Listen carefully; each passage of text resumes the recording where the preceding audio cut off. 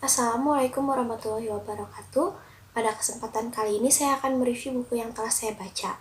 Buku yang telah saya baca adalah buku berjudul Tokyo dan Perayaan Kesedihan yang ditulis oleh Ruth Priscilia Angelina. Buku ini ditulis di Tokyo pada bulan Desember 2019. Menurut saya buku ini sangatlah menarik karena di dalamnya banyak pelajaran dan pertanyaan-pertanyaan mengenai kehidupan yang membuat para pembaca, salah satunya saya, merasa lebih menghargai hidup dan menjalani kehidupan yang sedang dijalani setelah membaca buku ini. Sebelum melanjutkan bagian ceritanya, buku ini dibuka dengan satu kalimat yang menurut saya sangat menarik. Kalimatnya berbunyi, "Jika kau masih hidup hari ini, jadilah hidup." Ya, buku ini memang menceritakan tentang pencarian makna dan arti kehidupan dari dua sudut pandang yang berbeda. Sudut pandang pertama ialah pandangan hidup yang dijalani oleh Shira Hidajat Nagano, seorang yang nekat pergi ke Tokyo yang merupakan tempat kelahirannya.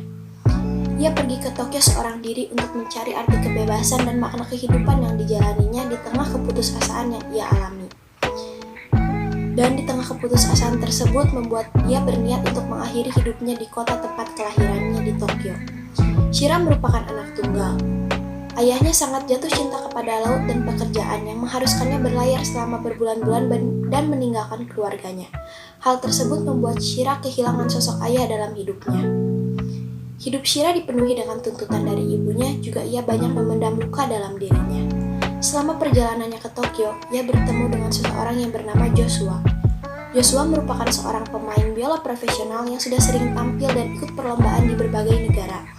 Pertemuan tidak sengaja mereka secara tidak langsung menciptakan ikatan di antara mereka, di mana mereka mencoba saling memahami dan mencari makna kehidupan dari cerita satu sama lain. Dari pertemuan tersebut juga banyak hal menarik yang mereka dapat akan apa arti sebenarnya kehidupan.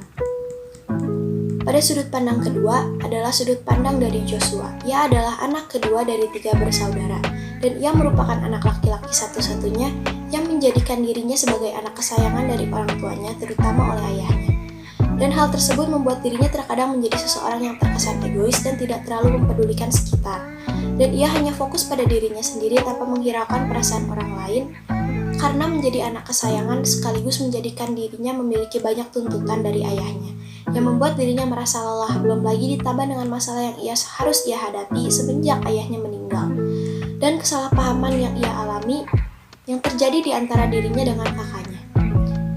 Ia pergi ke Tokyo untuk bermain dalam salah satu resital di Tokyo, dan secara tidak sengaja ia bertemu dengan Shira.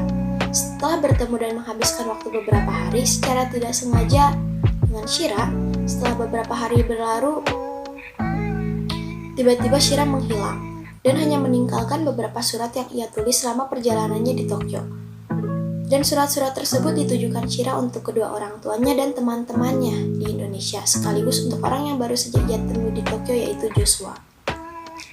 Ia berterima kasih kepada Joshua karena dapat memahami perasaannya, meski mereka baru saja berjumpa, sekaligus pesan terakhir untuk meminta bantuan Joshua untuk mengirimkan surat-surat tersebut, karena Shira berkata bahwa dirinya sudah sangat lelah dan tolong izinkan ia untuk beristirahat terakhir kalinya. Surat tersebut merupakan surat terakhir yang ditulis oleh Shira. Setelah kejadian tersebut, Joshua merasa peduli dengan Shira dan berusaha untuk mencarinya, karena ia percaya bahwa Shira pasti masih hidup dan ia berharap bahwa Shira tidak melakukan hal tersebut.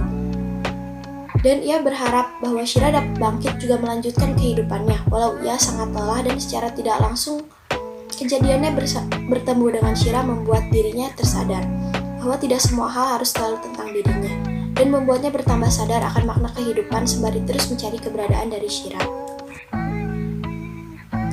Menurut saya banyak pesan yang dapat diambil dari buku ini. Dari beberapa hari kebersamaan Shira dan Joshua, banyak makna kehidupan yang dapat diambil dari kebersamaan mereka, terutama dari seorang Shira yang sedang mengalami keputusasaan dalam hidup dan memiliki banyak pertanyaan-pertanyaan mengenai makna kehidupan. Dan pertanyaan tersebut dapat terjawab oleh Joshua.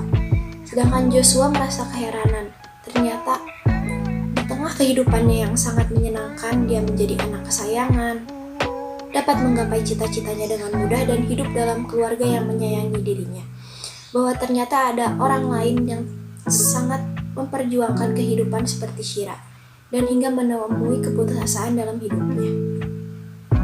Menurut saya, buku ini sangat menarik untuk dibaca, terutama bagi orang-orang yang merasa bahwa hidupnya sangat berat dan ingin mencari tahu apa makna kehidupan bagi dirinya. Selain itu, buku ini pun dilengkapi dengan hasil foto-foto dari penulis sendiri selama ia berada di Tokyo. Selain itu, menurut saya terdapat banyak kalimat yang memberikan motivasi pada buku ini. Dan berikut adalah salah satu kalimat yang paling saya sukai, yaitu menjadi kalah, salah, dan kehilangan akan memberimu ruang untuk menyesal. Menyesal akan membuatmu sedih, tapi itu membuatmu mengingat masa-masa baik yang pernah kau dapatkan. Dan dari situ kau akan belajar menghargai makna hidup. Mungkin sekian dari saya, mohon maaf bila ada kesalahan kata.